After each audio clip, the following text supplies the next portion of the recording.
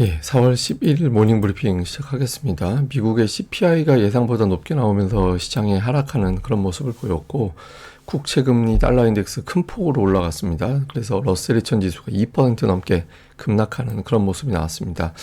오늘 같은 경우는 이제 총선도 끝났고 CPI의 옵션 만기일이 동시에 반영되는 날이라 증시 변동성은 상당히 커질 것 같은데요. 다만 외국인들이 그동안에 어떤 재료가 나와도 매수 기조는 유지를 했었거든요. 근데 금리와 달러가 이렇게 올라간 상태에서도 그 기조가 유지가 되는지, 특히 기존에 매수하던 종목군들을 그때 유지해 주는지 이 부분을 중점적으로 살펴봐야겠습니다.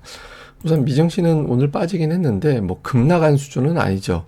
3대 지수는 1% 전후 하락한 정도였는데, 다만 러셀 2000 지수가 2.5%, 그러니까 금리가 올라가니까 중성주 쪽에 투매가 나오면서 큰 폭으로 하락하는 그런 모습을 좀 보였는데, 뭐 결과적으로 보면 CPI가 3.5%, 3.8%, 그러니까 근원은 3.8, 헤드라인 3.5, 전월 대비는 둘 다 0.4인데 이게 예상치보다 딱 0.1%포인트 높게 나온 거예요.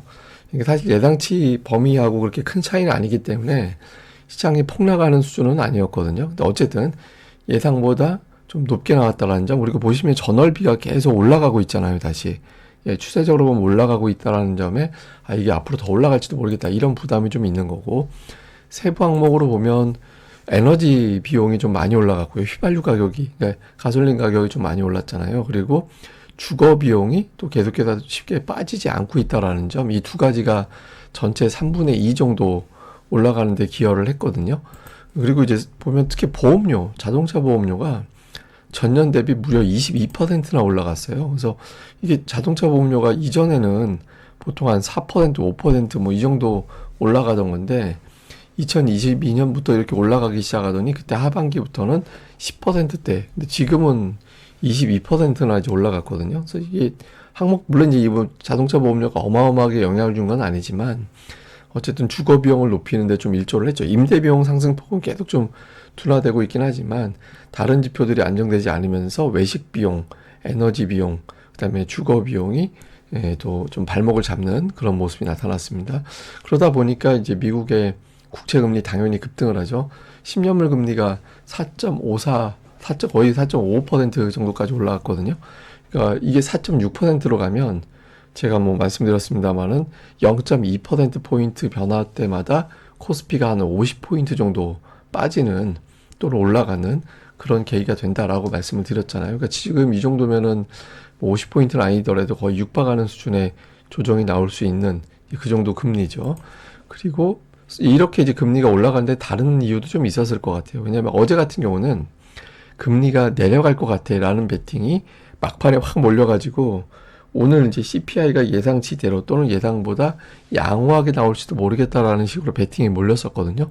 또 오늘은 정반대 베팅, 금리가 급등을 할 거야, 이런 쪽으로 투기적인 베팅이 확 늘어나면서 이 정도로 늘어나는 건 아마 역대급일 겁니다. 그러니까 이렇게 늘어나면서 금리 상승폭을 더 유난하게 키운 그런 이제 역할도 했던 것 같습니다.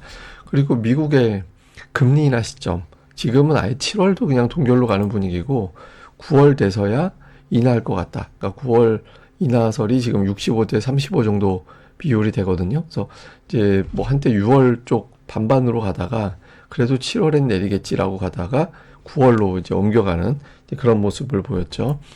주요 코멘트들 보면 이제 골드만삭스에서는 금리 인하 3번으로 봤다가 이제 2번, 그리고 시점은 7월, 11월 이렇게 2번 내릴 거야, 이렇게 보고 있고, 이제 그리고 뭐 다코타 웰스 같은 경우는 올해 인하 횟수를 축소하거나 아예 동결도 맺지 못한다, 그러니까 이런 주장을 했죠. 그리고 서머스 같은 경우는 뭐 지금은 동결이 문제가 아니라 인상이 고려될지도 모른다라는 주장을 하게 되고, 원래 이제 서머스는 좀 강하게 발언하는 편이라 뭐 이렇게 시장에서 아주 존중하고 그러지는 않는데 좀 이럴 땐 또 주목을 받잖아요. 바클레이즈에서는 이미 시장은 6월에 인하 없다까지 반영이 된 거다. 그렇지만 6월 회의 전에 수치를 계속 봐야 되기 때문에 수치를 보면서 투자자들이 계속해서 좀 이제 판단을 다시 계속 그때마다 할 것 같다, 이런 주장을 했고, JP모건은 뭐 CPI하고 무관하게 시장은 강하다. 왜냐하면 경제와 기업들의 이익 증가가 더 두드러지게 나타나고 있기 때문에 시장 쉽게 안 빠질 거야, 그러니까 이런 주장을 하기도 했습니다. 근데 이게 사실 연준은 인플레이션 수치를 이걸 CPI를 보는 게 아니라 PC를 보는 거기 때문에 오늘 재료 대비 좀 지수가 좀 뉴스량이 유난하게 많은 측면도 있는 것 같습니다. 뭐 주요 종목 뉴스는 엔비디아가 오늘 플러스 나면서 지수 그나마 방어를 했는데 그 뱅크 오브 아메리카에서는 지금같이 10% 넘게 한 사이클의 조정 나온 건 이전에도 8번이나 있었다. 그래서 뭐 일시적인 거야. 그러면서 목표주가 1,100달러로 오히려 높였고요. 모건 스탠리도 AI가 확대되고 있다. 투자가 확대되고 있기 때문에 목표주가 1,000달러로 또 역시 높였습니다. 그리고 애플은 뭐 오늘 주가는 그냥 그저 그랬지만 뭐 최근에 주가 하락을 이용해서 좀 매수해야 되지 않나 이런 주장들이 나오고 있거든요. AI로 턴할 수 있는 기회를 만들었다. 또 앱스토어 매출이 늘어날 거다. 이런 주장하면서 250달러, 225달러 이제 매수 의견이 나왔고요. 테슬라는 오늘 좀 매도 의견이 좀 많이 매도라기보다는 이제 목표 주가 하향 의견들이 좀 많이 나와서 오늘 주요 빅테크들이 상대적으로 선전했는데 테슬라는 좀 상대적으로 약세를 보이는 그런 모습을 보였습니다. 뭐 종목들 보면 엔비디아 플러스, 아마존 플러스, 메타 플러스, 일라이릴리 플러스 뭐 이런 종목들 플러스가 났잖아요. 이게 이제 뭐 여러 가지 이유도 있겠습니다만은 현금을 많이 벌고 있는 또는 많이 보유한 기업들이 이제 대형주들이다 보니까 상대적으로 금리 높을 때 뭐 이런 기업들이 낫지 뭐 이렇게 되면서 대형주들이 상대적으로 선전을 했고 반면에 이제 중소형주는 고전을 하는 그런 모습을 보였고요. 특히 이제 엔비디아가 오늘 2% 정도 올라서 이제 마감이 됐는데 제가 뭐 810달러 전후가 좀 지지선이 될 것 같다라는 말씀을 드렸잖아요. 근데 일단 그 근처까지 내려가진 않고 830달러 정도에서 이제 좀 저점을 만들려고 하는 그런 움직임이 있습니다. 근데 이게 앞으로도 이게 중요해요. 그러니까 이게 오늘 같은 경우 나올 때 이런 하락에 엔비디아는 버텼네. 근데 이제 말 바꾸면 엔비디아까지 깨지면 이렇게 바뀔 수 있거든요. 그래서 오늘 이후에 엔비디아 또는 뭐 애플을 비롯한 다른 대형주들이 버텨내주는지 이게 고금리 상태에서 버티게 해줬던 종목들이라서 이 종목들이 깨지면 좀 골치 아파집니다. 그래서 이 흐름을 좀 주목을 해봐야 될 것 같습니다.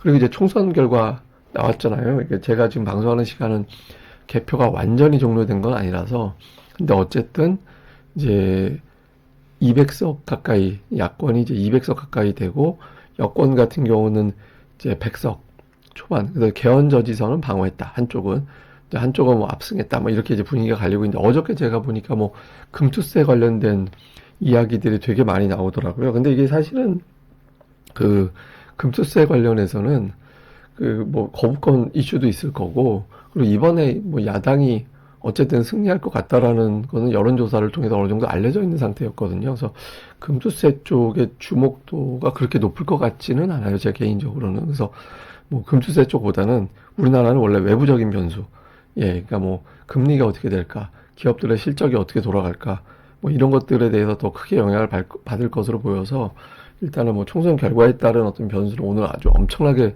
제 메인 이슈가 될 것 같지는 않습니다. 근데 좀 징크스 하나는 깨졌죠. 최근에 4번 동안 코스닥이 총선 다음 날 하락한 적은 없었거든요.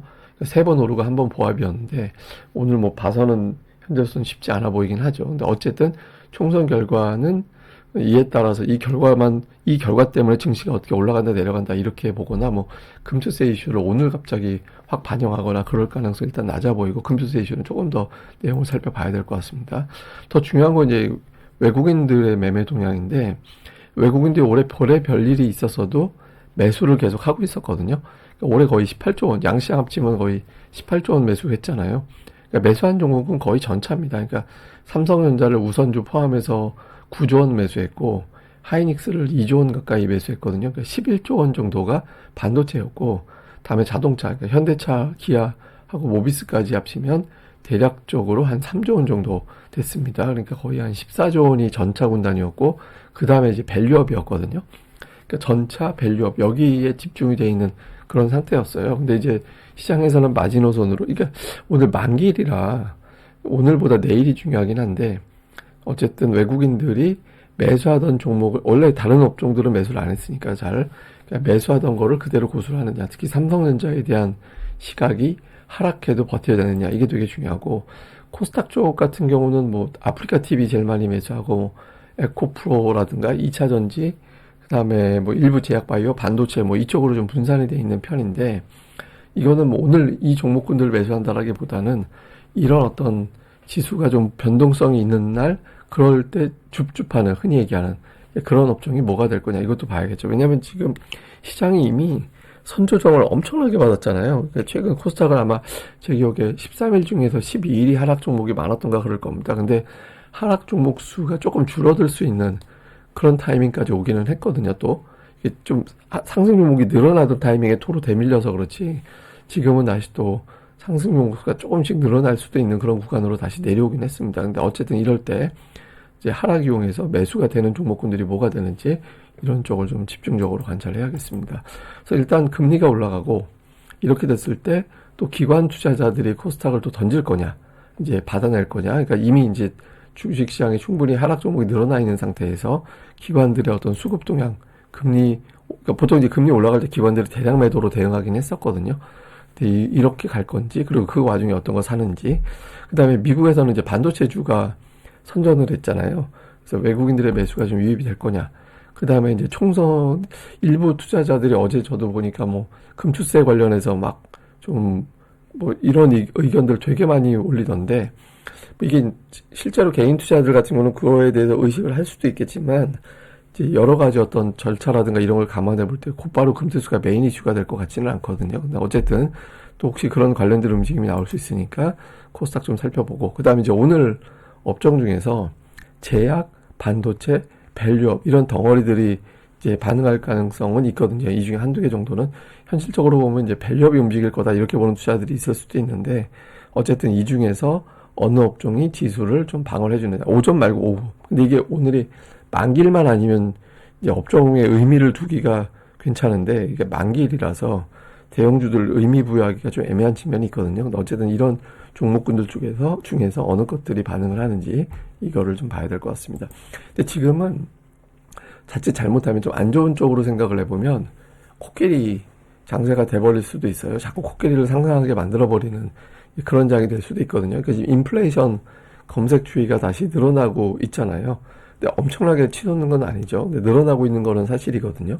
근데 이게 이제 어떤 부작용이 생길 수 있냐면, 해지해야겠네. 그럼 인플레이션 해지하려면 뭐 하겠어요? 원자재를 더 산다든가, 원자재 관련된 ETF에 투자를 한다든가, 또 뭐 하여튼 이런 식의 움직임이 나오게 되고, 그게 또 물가를 자극하고, 이런 이제 악순환이 돌 수도 있거든요. 그래서 이런 부분들이 어떻게 나오는지 이거를 좀 주목해 볼 필요가 있고, 근데 더 중요한 건 제가 보기에는 시장이 좀 오버하는 측면도 있어요. 왜냐하면 연준은 뭐 제임스 블러드도 그런 얘기했지만 PC를 중요하게 보지 CPI는 연준의 보고서에 안 나와요.